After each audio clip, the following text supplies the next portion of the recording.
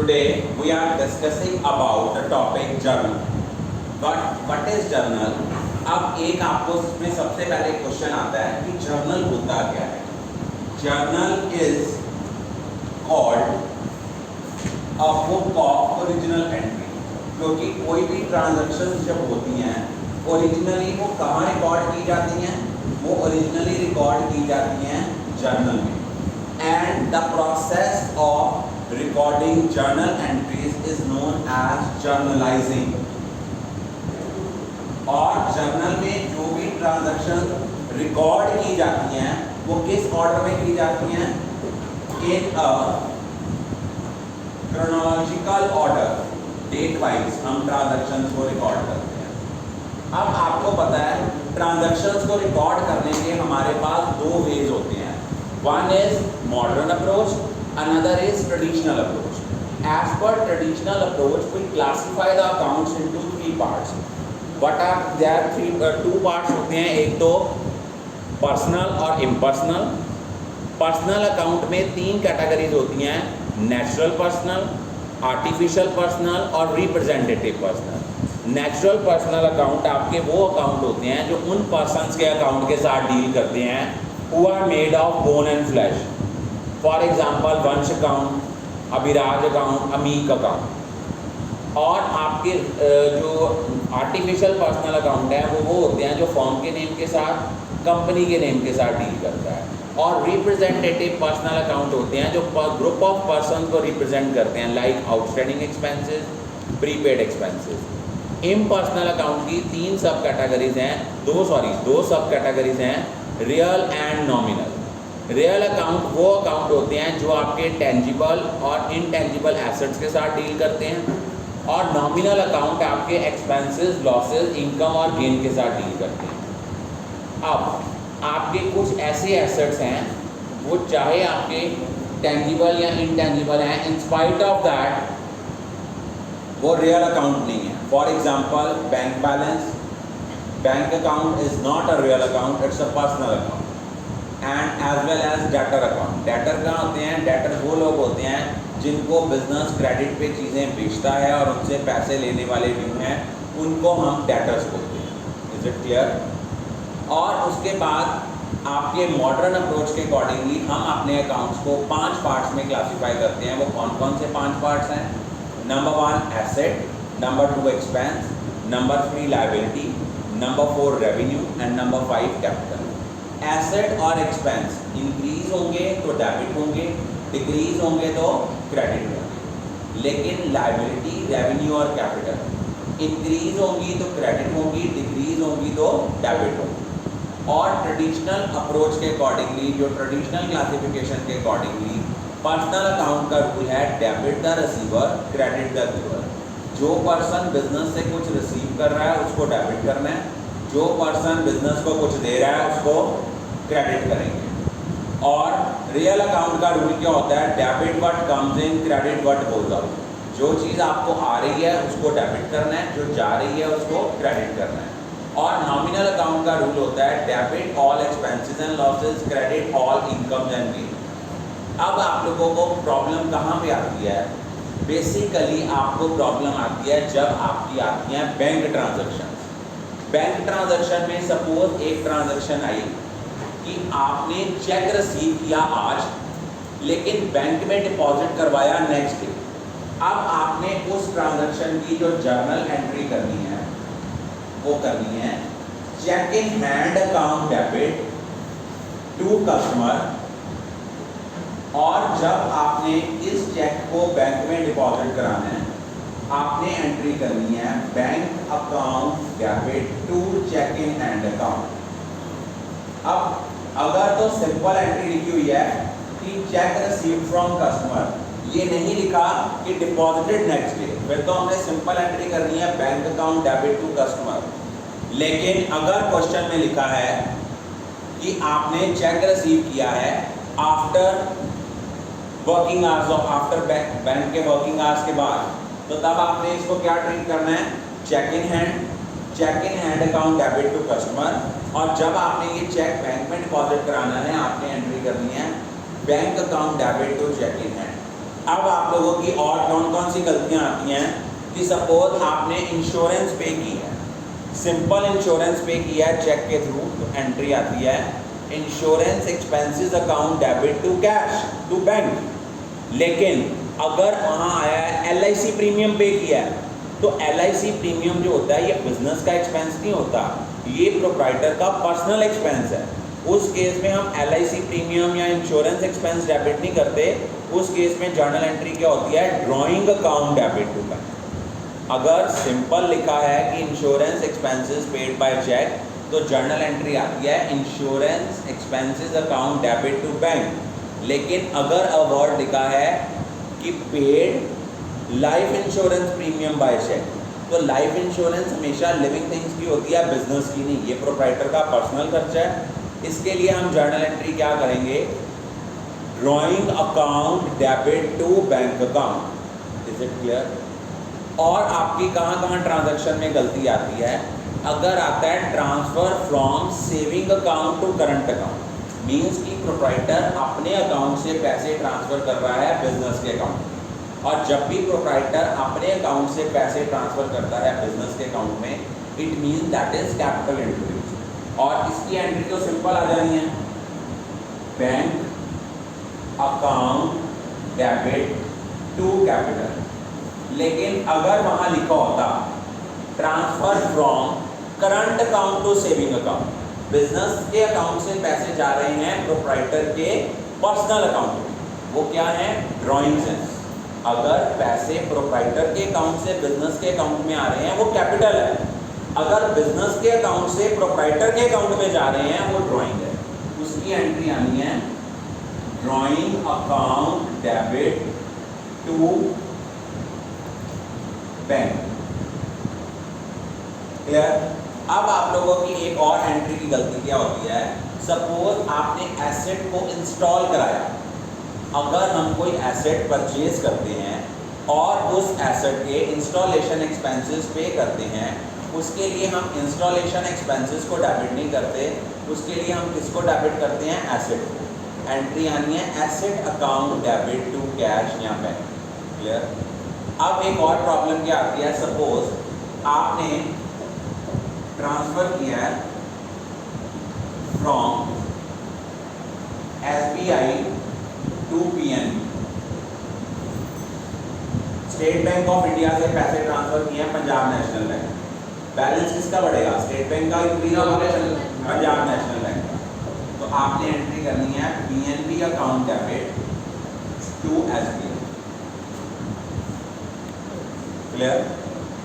और आप लोगों की प्रॉब्लम कहाँ पे आती है, अगर वहां लिखा होता है इंटरेस्ट चार्ज बाय बैंक। अगर बैंक आपसे कोई चीज़ चार्ज करता है, इट मीन्स वो आपका एक्सपेंस है। उसकी एंट्री होती है interest account debit to bank. लेकिन अगर वहाँ टर्म लिखी गई है इंटरेस्ट अलाउड बाय बैंक, वो बच्चे आपकी इनकम है, और इनकम हमेशा क्या होती हैं, क्रेडिट। उसकी एंट्री होगी bank account debit to interest account. Allowed और चार्ज में फ़र्क है। अगर बैंक आपको कोई चीज़ अलाउ कर रहा है, वो आपकी इनकम है, वो क्रेडिट होगी और बैंक डेबिट होगा। अगर बैंक आपसे कोई चीज़ चार्ज कर रहा है, उस पर्टिकुलर चीज़ को हमने एक्सपेंस ट्रीट करके डेबिट करना है और बैंक को हमने क्रेडिट करना है। अब आपका आता है, मान लो customer cheque return dishonoured. Customer का चेक डिसऑनर हो गया, तो जर्नल एंट्री क्या बनेगी, हमने ये करनी है, हम कस्टमर को चेक दोबारा दे रहे हैं, customers account debit to bank account. क्या आएगी, customer account debit to bank account. Is it clear? अब आपका एक चीज़ और डिफरेंस आता है, सपोज वहाँ पे लिखा हुआ है, आपकी बुक की इलस्ट्रेशन है कि बिना वॉच कंपनी ने गुड्स परचेज किए हैं पायनियर लिमिटेड दिल्ली से, 25 वॉचेस ली हैं, 2000 रुपये की एक वॉच है, मीन्स 25 वॉचेस हो गई, 2000 की एक हो गई, टोटल अमाउंट हमारी बनी 50। उसने लिखा हुआ है कि हमने इसको 10% trade discount they. It means बिना वॉचेस लिमिटेड के बुक्स में ये परचेज कितने के साथ शो होगी, 45,000 के साथ। कहता है हमने 2% का कैश डिस्काउंट देना है if payment is made with in 15 days. अब बच्चों की गलती क्या आती है, उनको ये नहीं पता लगता कि जो ट्रेड डिस्काउंट लगाया है वो लिस्ट प्राइस पे लगाना है, जो आपने कैश डिस्काउंट कैलकुलेट करना है वो आपने आफ्टर डिडक्टिंग ट्रेड डिस्काउंट जो अमाउंट आई है उसके ऊपर करना है। अब आपका कैश डिस्काउंट जो होगा वो 50,000 पे कैलकुलेट ना होके किस पे होगा, 45,000 पे। दोबारा सुनो, क्या था कि बिना वॉच कंपनी लिमिटेड ने पायनियर लिमिटेड से 25 वॉचेस बाय की हैं, 2000 की एक वॉच है, 10% ट्रेड डिस्काउंट है। आपका 2000 इंटू 25 बनता था 50,000, 10% ट्रेड डिस्काउंट आपका बना 5,000। 50,000 में से 5,000 माइनस किया, कितना आया, 45,000। अब उन्होंने कहा कि इस 45,000 हमने क्या करना है, उनको 2% का कैश डिस्काउंट देना है अगर हम पेमेंट करते हैं विद इन 15 डेज। सपोज आपने पायनियर लिमिटेड को पेमेंट की है विद इन 15 डेज, एंट्री क्या आएगी, Pioneer Limited account debit to cash to discount receive, क्योंकि जब हम किसी को पेमेंट कर रहे हैं उस टाइम पे जो डिस्काउंट रिसीव करेंगे वो आपकी क्या होगी, इनकम। अब आपका 2% डिस्काउंट रिसीव है, 45,000 का 2% 900 रुपीज़ आपके आ जाएंगे टू डिस्काउंट रिसीव में, और कैश में आएंगे 44,100। ध्यान रखना कि जो आपने कैश डिस्काउंट कैलकुलेट करना है वो आफ्टर डिडक्टिंग ट्रेड डिस्काउंट करना। Is it clear? और एक चीज़ आप लोगों की कहाँ गलती आती है, एक गलती आती है, सपोज आपने रेंट पे किया 12,000, वो कहता है जो 12,000 रेंट पे किया उनमें से 1/3 बिल्डिंग यूज़ की है प्रोप्राइटर ने पर्सनल पर्पस से। दोबारा सुनो, 12,000 रेंट पे किया, 12,000 रेंट में से आपने जो 1/3 बिल्डिंग है वो प्रोप्राइटर ने यूज़ की है पर्सनल पर्पस के लिए। अब देखो इसकी एंट्री क्या बने, रेंट अकाउंट डेबिट, देखो पेमेंट कैश में कितनी करी है, 12,000। क्लियर हो गया? अब देखो आपका टोटल 12,000 था, 1/3 प्रोप्राइटर का पर्सनल एक्सपेंस है, उसके लिए किसको डेबिट करेंगे, drawing account. Drawing account debit होगा 4,000 के साथ, तो रेंट कितने के साथ आएगा, 8,000 के साथ।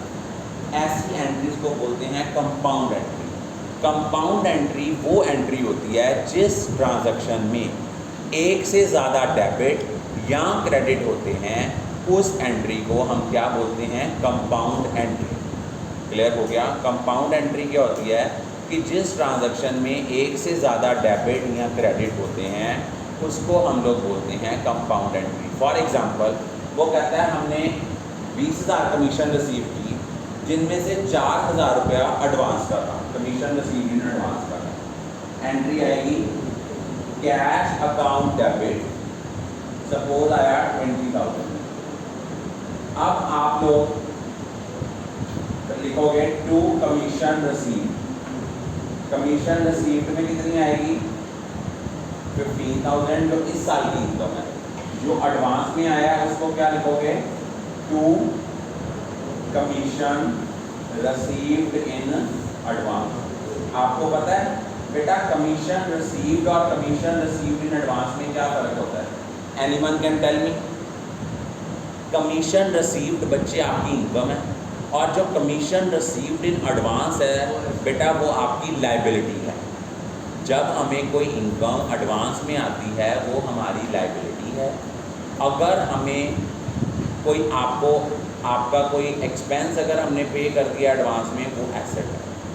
अगर मान लो वहाँ आता है अनअर्न्ड इनकम, अनअर्न्ड इनकम क्या होता है, इसको भी वही बोलते हैं इनकम रिसीव्ड इन एडवांस। इसकी एंट्री बनती है income account debit to unearned income. अब आप कहोगे सर आपने तो ये बताया था कि इनकम रेवेन्यू हमेशा इंक्रीज हो तो क्रेडिट होते हैं, आपने डेबिट क्यों कर दिया? बच्चे अगर आपकी कोई अनअर्न्ड इनकम है इट मीन्स हमने अपनी इनकम को उतने के साथ कम करना है, और जब भी इनकम को कम करना है हमने उसको डेबिट करना है। और अनअर्न्ड इनकम को क्रेडिट क्यों किया? बिकॉज ये आपकी लायबिलिटी है।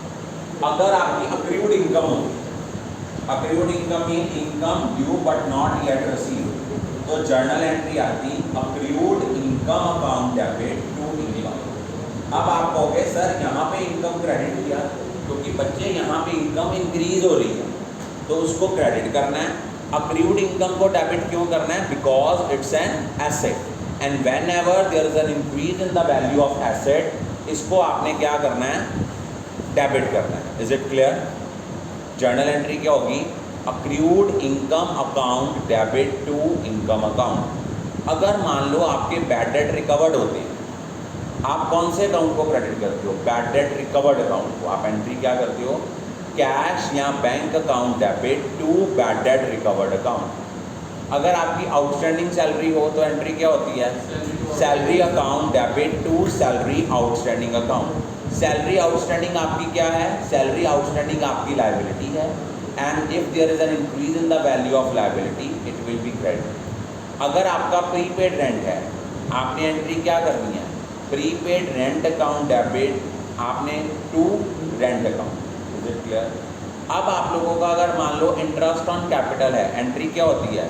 Interest on capital account debit to capital account. Interest on capital expense है, that is why it will be debited. इससे आपकी कैपिटल इंक्रीज हो रही है, that is why capital will be credited. अब इंटरेस्ट ऑन ड्राइंग है, इसकी entry क्या होती है? इसकी एक एंट्री तो ये भी हो सकती है drawing account debit to interest on drawing. Ultimate drawing जो है वो किसको इफेक्ट करती है? आपकी कैपिटल को। इससे आपकी कैपिटल रिड्यूस होती है और जब भी आपकी कैपिटल रिड्यूस होती है हम कैपिटल को क्या करते हैं? डेबिट। तो इसकी एंट्री ये भी बन सकती है capital account debit to interest on drawing. Clear? अब उसके बाद आप लोगों का आता है अगर आपने डेप्रिसिएशन चार्ज की है किसी एसेट के ऊपर, एंट्री क्या आती है? Depreciation account debit to asset account. अब देखो अगर आपने रिपेयर कराई है सिंपल एसेट, उसके लिए हम एंट्री करते हैं repair account debit to cash. लेकिन अगर हमने कोई सेकेंड हैंड मशीनरी खरीदी है, उसकी ओवरऑलिंग कराई है, वो आपका कैपिटल एक्सपेंडिचर है, उसकी एंट्री क्या होगी? Machinery account debit to cash. Normally अगर हमने रिपेयर कराई है तो उसकी एंट्री होगी repair account debit to cash. लेकिन अगर हमने कोई सेकेंड हैंड एसेट बाय किया है, उसकी ओवरऑलिंग कराई है, तो उसके लिए हम किसको डेबिट करेंगे? Asset account debit to cash या bank. I think all of you are clear about it.